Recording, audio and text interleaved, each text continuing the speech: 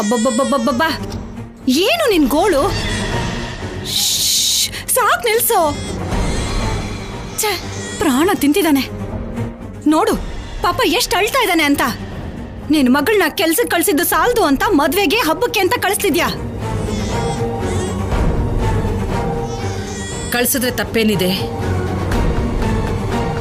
ಯಾಕೆ ಮಗುನ ಸ್ವಲ್ಪ ಹೊತ್ತು ನೋಡ್ಕೊಳಕ್ಕಾಗಲ್ವಾ? ಅಂತ ಒಳ್ಳೆ ಅಭ್ಯಾಸಗಳು ನಮ್ಗೆಲ್ಲಿದೆ? ನನ್ನ ಅನ್ನೋದಲ್ಲ ರೀ, ಇವ್ನಾಳು ನಿಲ್ಲಿಸ್ತಾ ಇಲ್ಲ, ನಿಲ್ಸಿ ನೋಡೋಣ.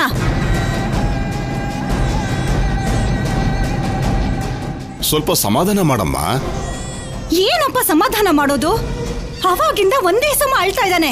ಸಮಾಧಾನ ಮಾಡ್ಕೊಳ್ಳೋ ಅಂದ್ರೂ ಆಳು ನಿಲ್ಲಿಸ್ತಿಲ್ಲ.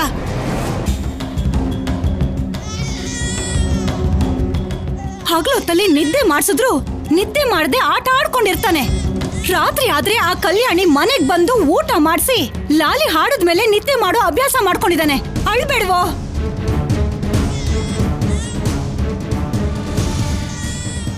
ಅತ್ಗೆ, ಮತ್ತೆ ದಿನ ಕಲ್ಯಾಣಿ ಬರಲ್ಲ ಅಲ್ವಾ? ಅವಳು ಬರಲ್ಲ, ಇವನು ಅಳುನ ನಿಲ್ಸಲ್ಲ.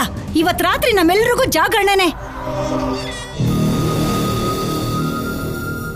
ಮಗುನ ನಾನ್ ಮಲಗಿಸ್ತೀನಿ, ಕೊಡ್ದಮೇಂತಿ. ಇಷ್ಟೊತ್ತು ನನ್ ಕೈಲಾಗದೆ ಇರೋದು ಈಗ ನಿನ್ ಕೈಲಾಗತ್ತಾ? ಪ್ರಯತ್ನ ಮಾಡ್ತೀನಿ. ಹಾ, ನನಗ್ ಗೊತ್ತು. ಅಷ್ಟೊತ್ತಿಗೆ ಬೆಳಕರಿಯತ್ತೆ. ನಿನ್ ಕೈಲಾಗಲ್ಲ ಅಂತ ಎಲ್ರ ಕೈಲೂ ಆಗಲ್ಲ ಅನ್ಕೊಂಡ್ರೆ ಹೇಗೆ? ಕೊಡು. ಬಾಕಂದ.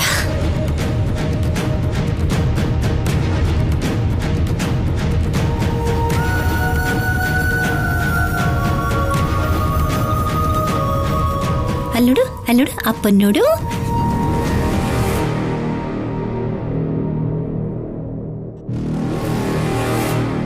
ಓಲ್ಲೋ, ಅಳಬಾರ್ದು ಕಂದ. ಯಾಕೋ?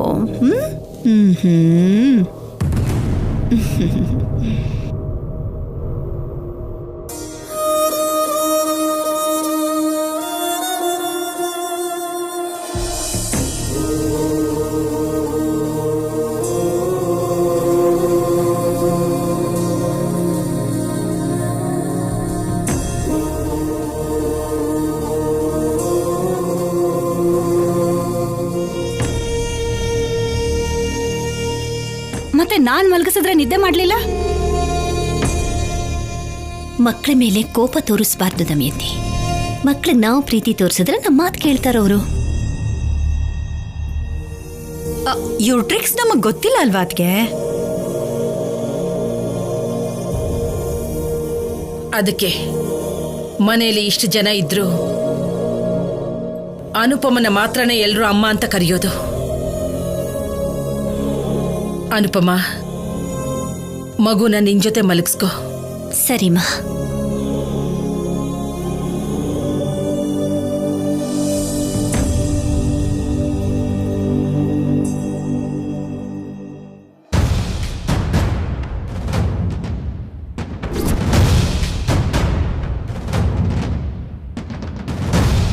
ಬಾಲಾಜಿ, ಇದನ್ನ ಸುಬ್ಬಮ್ಮನವ್ರಿಗೆ ಕೊಟ್ಬಿಟ್ವಾ? ಸರಿನಮ್ಮ.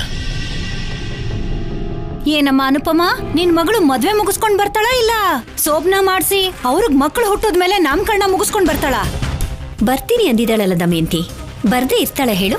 ಬರ್ದೆ ಹೇಗಿರ್ತಾಳೆ ಅಂತ ಅಲ್ಲ, ಬರ್ಬೇಕು ಅನ್ನೋದು ಅವಳಿಗಿರ್ಬೇಕಲ್ಲ. ಇದು ಅವಳಿಗೆ ತವ್ರ ಮನೆ, ಹಾಗೆ ಗಂಡನ ಮನೆ ಕೂಡ. ಇಲ್ಲಿ ಬಿಟ್ಟು ಬೇರೆ ಎಲ್ ತಾನೇ ಇರ್ತಾಳ ಅವಳು? ಇದು ನಮ್ಮನೆ ಅಂತ ನೀನ್ ಅನ್ಕೊಂಡ್ರೆ ಸಾಕಾಗತ್ತಾ? ನಿನ್ ಮಗಳಿಗೂ ಅನ್ನಿಸ್ಬೇಕಲ್ಲ. ಅನ್ಕೊಂಡಿದ್ರೆ ಬೆಳಿಗ್ಗೆ ಹೋದವಳು ರಾತ್ರಿ ಆದ್ರೂ ಯಾಕಿನ್ನೂ ಬರ್ದೇ ಇರ್ತಾಳೆ? ಅಷ್ಟ್ ಮಾತ್ರ ಅಲ್ಲ, ಪ್ರತಿದಿನ ರಾತ್ರಿ ಪೂರ್ತಿ ಊರ್ ತಿರ್ಕೊಂಡು ಯಾಕಿರ್ತಾಳೆ?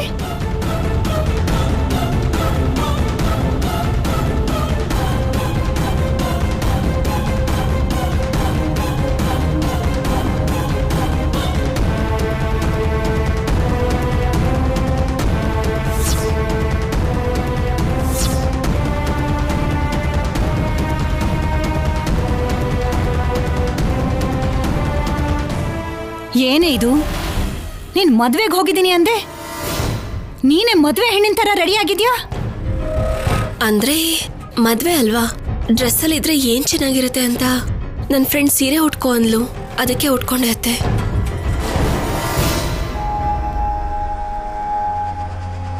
ಅವ್ರಿಗೇನೋ ಗೊತ್ತಿಲ್ದೆ ಸೀರೆ ಉಟ್ಕೋ ಅಂದ್ರು ಅನ್ಕೋ, ನೀನ್ ಹೇಗೆ ಉಟ್ಕೋತೀಯಾ? ನೀನೇನಾದ್ರೂ ಮುತ್ತೈದೆ ಅನ್ಕೊಂಡಿದ್ಯಾ ಕಲ್ಯಾಣಿ? ವಿಧವೆ.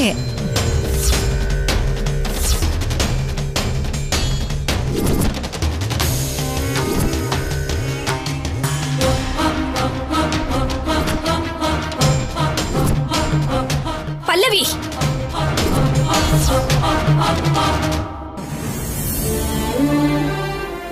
ಇನ್ನೊಂದು ಸಾರಿ ನನ್ನ ಮಗಳ ಬಗ್ಗೆ ಹೀಗೆಲ್ಲ ಮಾತಾಡಿದ್ರೆ ಸುಮ್ಮನಿರಲ್ಲ ನೋಡು. ಏನೇ, ನಮ್ಮ ಅಕ್ಕನಿಗೆ ಮಾತ್ರ ಅನ್ಕೊಂಡ್ರೆ ನಿನಗೂ ಸರಿಯಾಗಿ ಮಾತಾಡಕ್ ಬರಲ್ವಾ? ಅಷ್ಟಕ್ಕೂ ಏನ್ ಮಾತಾಡ್ತಿದ್ಯೋ ಅರ್ಥ ಆಗೇ ಮಾತಾಡ್ತಿದ್ಯಾ?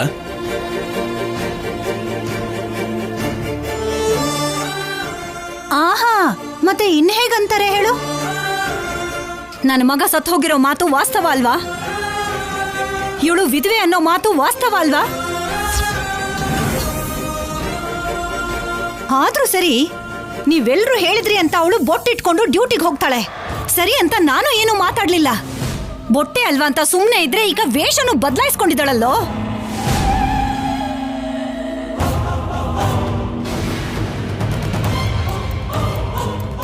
ಇಷ್ಟೆಲ್ಲ ಅಲಂಕಾರ ಮಾಡ್ಕೊಂಡು ಊರೂರ್ ತಿರುಗ್ತಾ ಇದ್ರು, ಏನು ಮಾತಾಡ್ದೆ ಸುಮ್ಮನೆ ಇದ್ರೆ ಅವಳಿನ್ನೂ ಹೆಚ್ಕೊಳಲ್ವಾ? ಅತ್ತೆ, ಮದ್ವೆ ಆಗಿದ್ದಕ್ಕೆ ಪದ್ಧತಿ ಆಗಿರೋದಕ್ಕೆ ಉಟ್ಕೊಂಡೆ. ಬಟ್ಟೆ ಬದಲಾಗಿದೆ ಅಂತ ಕಟ್ಟುಪಾಡನ್ನ ಬದಲಾಯಿಸೋ ವ್ಯಕ್ತಿ ಅಲ್ಲ ನಾನು. ನೀವ್ ಈ ತರ ಇಷ್ಟ ಬಂದ ಹಾಗೆ ಮಾತಾಡ್ಬೇಡಿ. ಏನೇ ಜಾಸ್ತಿ ಮಾತಾಡ್ತಿದ್ಯಾ? ಏನ್ ನೋಡಿ ಇಷ್ಟು ಧೈರ್ಯ ಬಂತೆ ನಿನ್ಗೆ? ಮಾತಾಡ್ಬೇಡಿ ಅಂತ್ಯಾ? ಏನ್ ಮಾಡ್ತೀಯೇ ಹೇಳು? ಏನ್ ಮಾಡ್ತೀಯೇ? ಹೊಡಿತ್ಯಾ? ಹೊಡಿಯೇ ದಮಯಂತಿ,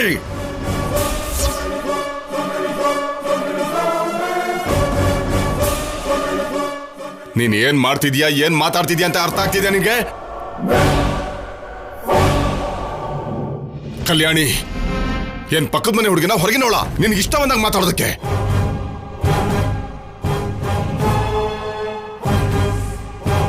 ನಿಜಾನೇ ಗಂಡ ಸತ್ತೋಗಿದ್ದಾನೆ ಅಂತ ಹೇಳಿ 10 ಜನರ ಮುಂದೆ ಓಡಾಡಬಾರ್ದ? ಬಿಳಿ ಸೀರೆ ಉಡಿಸಿ ಮೂಲೆಲ್ ಕೂರಿಸ್ತೀಯಾ?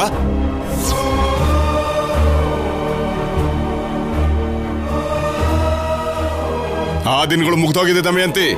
ಕಾಲ ಬದಲಾಗಿದೆ, ಮನುಷ್ಯರು ಬದಲಾಗಿದ್ದಾರೆ, ಪದ್ಧತಿಗಳು ಬದಲಾಗಿದ್ದಾವೆ.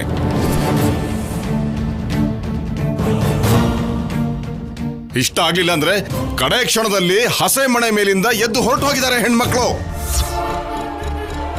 ಕಲ್ಯಾಣಿ ಹಾಗೇನ್ ಮಾಡಿಲ್ವಲ್ಲ?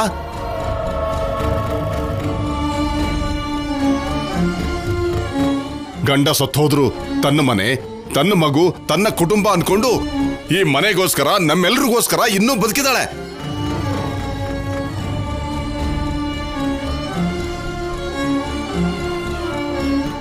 ಅಂತ ಒಬ್ಬ ಹೆಣ್ಣು ಮಗಳಿಗೆ ನಿನ್ನ ಇಷ್ಟ ಬಂದಾಗ ಮಾತಾಡ್ತೀಯ? ಆ ಸಮಯದಲ್ಲಿ ನಿಮ್ಮಮ್ಮ ಭಗವದ್ಗೀತೆ ಓದ್ತಾ ಇದ್ಲು, ಸರಿ ಹೋಯ್ತು. ಅವಳೇನಾದ್ರೂ ಈ ಮಾತುಗಳನ್ನು ಕೇಳಿಸ್ಕೊಂಡಿದ್ರೆ ನಿನ್ನ ಕೆನ್ನೆಗೆ ಬಾರಿಸ್ತಾ ಇದ್ಲು.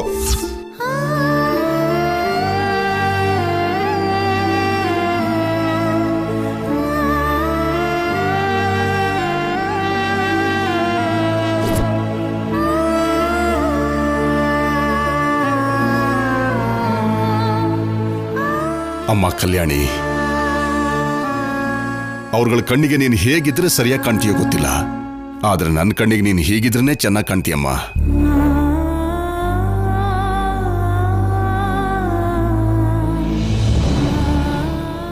ಆದ್ರೂ ಕಟ್ಟುಪಾಡು ಅನ್ನೋ ಸರಪಳಿ ಕೆಲವು ವರ್ಷಗಳ ಹಿಂದೆ ಆ ದಿನದ ಪದ್ಧತಿಗಳ ಪ್ರಕಾರ ಆ ದಿನದ ಪರಿಸ್ಥಿತಿಗೆ ತಕ್ಕ ಹಾಗೆ ಇಟ್ಕೊಂಡಿದ್ರು. ಆ ಪರಿಸ್ಥಿತಿ ಇವಾಗಿದೆಯಾ? ಆ ದಿನಗಳ ಹಾಗೆ ಈ ದಿನಗಳಿದ್ಯಾ? ಆ ಮನುಷ್ಯರ ಹಾಗೆ ಇವಾಗಿನ ಮನುಷ್ಯರಿದ್ದಾರ? ಎಲ್ಲ ಬದಲಾಗಿ ಹೋಗಿದೆ. ಆದರೆ ಕಟ್ಟುಪಾಡು ಅನ್ನೋ ಗೆರೆನ ಮಾತ್ರ ಹೆಣ್ಣು ಮಕ್ಕಳಿಗೆ ಅಡ್ಡವಾಗಿ ಹಾಕ್ತಾನೆ ಇದ್ದಾರೆ.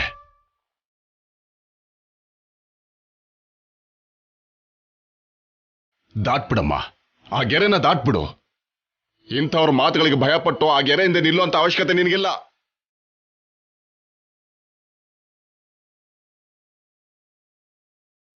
ಹೋಗಮ್ಮ, ಒಳಗಡೆ ಹೋಗಮ್ಮ.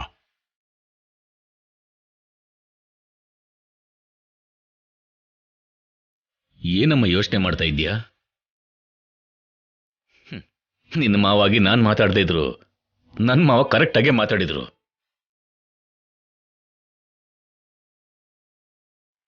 ಅವ್ರು ಹೇಳಿದ್ ನಿಜ. ಗೆರೆನ ಅಡ್ಡವಾಗಿ ಹಾಕೋದಕ್ಕೆ ಇಂಥವ್ರು ಯಾವಾಗಲೂ ಸಿದ್ಧವಾಗಿರ್ತಾರೆ. ಇಂಥವ್ರ ಬಗ್ಗೆ ಯೋಚನೆ ಮಾಡೋ ಅಗತ್ಯನೇ ಇಲ್ಲ ಅಮ್ಮ.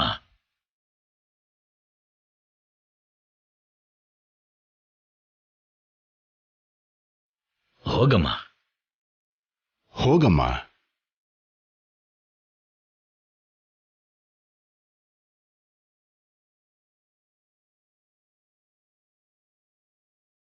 ಅವಳಿಗೇನಾದ್ರೂ ಹೇಳಿದ್ರೆ ಸಾಕು, ಎಲ್ರೂ ಒಟ್ಟಾಗ್ಬಿಡ್ತಾರೆ. ನೀನ್ ಹೇಳೋದು ಸರಿಯಾಗಿದ್ದಿದ್ರೆ ಯಾರೇ ಆದ್ರೂ ಬೇಡ ಅನ್ನಲ್ಲ. ಗಂಡ ಸತ್ತಿರೋ ನೋವಲ್ಲಿರೋ ಸೊಸೆನ ಅಮ್ಮನ್ ಹಾಗಲ್ದೆ ಮಲತಾಯಿ ಹಾಗೆ ಕಷ್ಟ ಕೊಡ್ತಾ ಇದ್ಯಾ. ಅದಕ್ಕೆ ನಿನ್ ಮಾತುಗಳು ಚೇಷ್ಟೆಗಳು ಯಾರಿಗೂ ಇಷ್ಟ ಆಗಲ್ಲ. ಹೌದು, ನನ್ನ ಮಾತು ಇಷ್ಟ ಆಗಲ್ಲ, ನಾನು ಇಷ್ಟ ಆಗಲ್ಲ. ಅವಳು ಮಾತ್ರ ಎಲ್ರಿಗೂ ಇಷ್ಟ ಆಗ್ತಾಳೆ.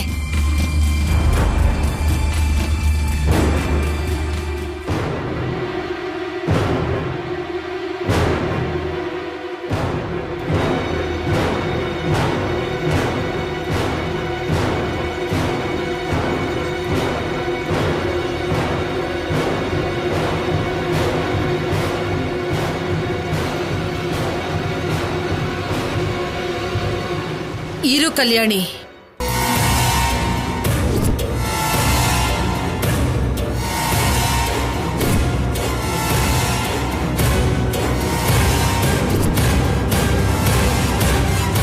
ನೀನ್ ಬೊಟ್ಟು ಅಳಿಸ್ಬೇಕಾಗಿರೋ ಅಗತ್ಯ ಇಲ್ಲ. ನನ್ನ ಮೊಮ್ಮಗ ಸತ್ತಿಲ್ಲ.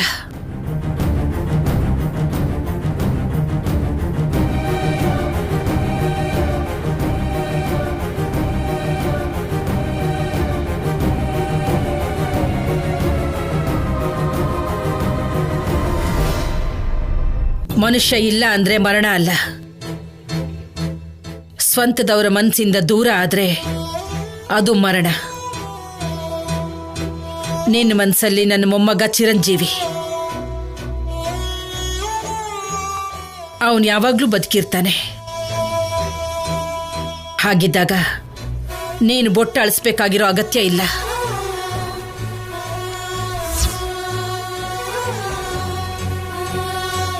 ದಮಯಂತಿ ಮಾತುಗಳು, ಪಲ್ಲವಿ ಮಾತುಗಳು ನನಗೆ ಕೇಳಿಸ್ತಾನೆ ಇತ್ತು.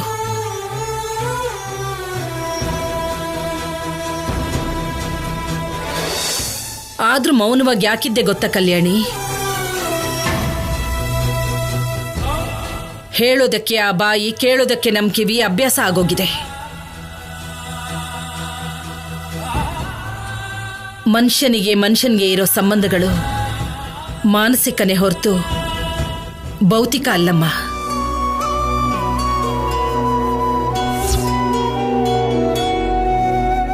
ಅದಕ್ಕೆ ಪ್ರಾಣ ಹೋಯ್ತು ಅಂತಿದ್ದ ಹಾಗೇನೆ ಶರೀರನ ಸ್ಮಶಾನದಲ್ಲಿ ಬಿಡ್ತಾರೆ. ಆ ಮನುಷ್ಯನ ನೆನಪುಗಳನ್ನ ಮಾತ್ರ ಮನಸ್ಸಲ್ಲಿ ಯಾವತ್ತು ಭದ್ರವಾಗಿ ಇಟ್ಕೊಂಡಿರ್ತೀವಿ.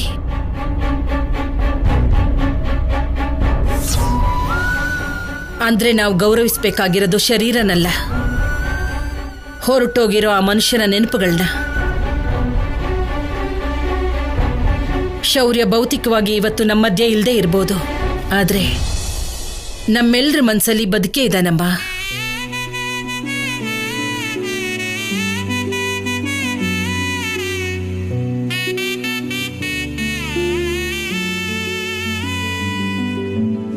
ನೀನು ಇಟ್ಕೊಂಡಿರೋ ಬೊಟ್ಟು ಅಳಿಸಿ ವಿಧವೆಯಾಗಿ ಓಡಾಡಿದ ಮಾತ್ರಕ್ಕೆ ಬೊಟ್ಟು ತೆಗೆದು ಹಾಕ್ದಾಗೆ ಅವನ್ನ ಮನಸ್ಸಿಂದ ತೆಗಿಯೋಕ್ಕಾಗುತ್ತಾ?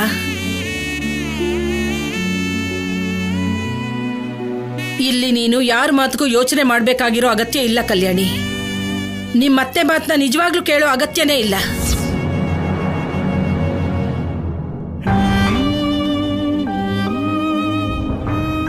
ಹೋಗಮ್ಮ, ಹೋಗಿ ನಿನ್ ಮಗುನ್ ನೋಡ್ಕೋ.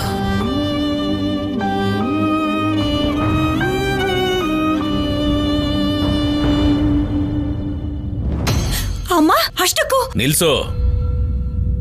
ಸಾಕು, ಮಾತಾಡಿದ್ ಸಾಕು.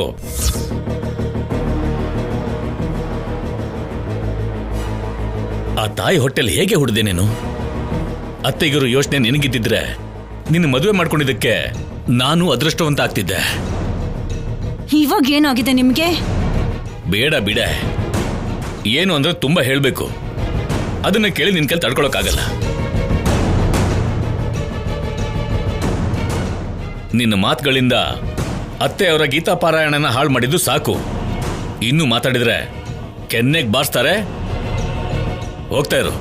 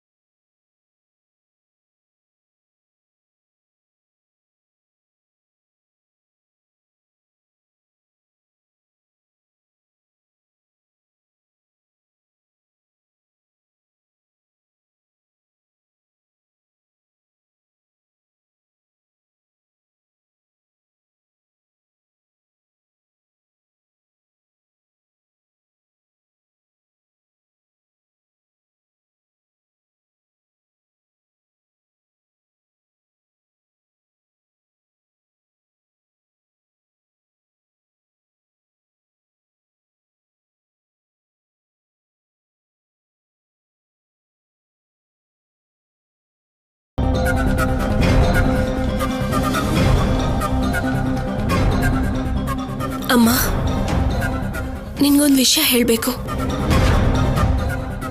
ಎಲ್ಲಾರ ಮುಂದೆ ಆ ವಿಷಯ ಯಾಕೆ ಹೇಳೋದು ಅಂತ ಸುಮ್ಮನಾದೆ. ಸಂಪದ ಸಿದ್ದು ಇಬ್ರು ಸೇರಿ ನನ್ನ ಫ್ರೆಂಡ್ ಮನೇಲಿ ನಡೆದ ಮದ್ವೆಗೆ ಬಂದಿದ್ರು. ಅವರಿಬ್ರು ಮದ್ವೆಗೆ ಬಂದಿದ್ರಾ? ಬರೋದಷ್ಟೇ ಅಲ್ಲಮ್ಮ, ಮದ್ವೆ ಗಂಡ ತರ ಬಂದಿದ್ದ. ಮದ್ವೆ ಗಂಡಿನ ಹಾಗ? ಹೌದಮ್ಮ.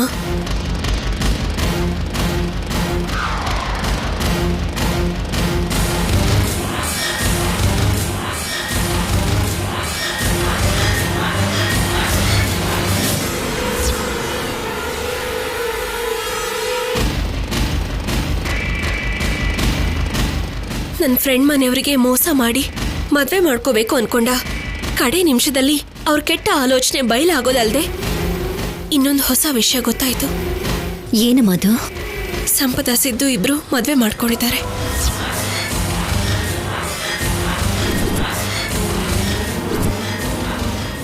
ಏನು? ಸಂಪದ ಸಿದ್ದು ಮದ್ವೆ ಮಾಡ್ಕೊಂಡಿದ್ದಾರಾ? ಅಂದ್ರೆ ಶೌರ್ಯ ಸತ್ತು ಹೋಗ್ತಿದ್ದ ಹಾಗೇನೆ ಇನ್ಯಾರು ಕೇಳೋರಿಲ್ಲ ಅಂತ ಈ ಕೆಲಸ ಮಾಡಿದಾಳ? ಅದು ಆಫೀಸರ್ ಸತ್ತೋದ್ಮೇಲಲ್ಲಮ್ಮ, ಬದುಕಿರೋವಾಗ್ಲೇ. ಕೋರ್ಟಲ್ಲಿ ವಿಚ್ಛೇದನ ಸಿಗೋಕ್ಕೂ ಮುಂಚೆನೆ ಮದ್ವೆ ಮಾಡ್ಕೊಂಡ್ರಂತೆ.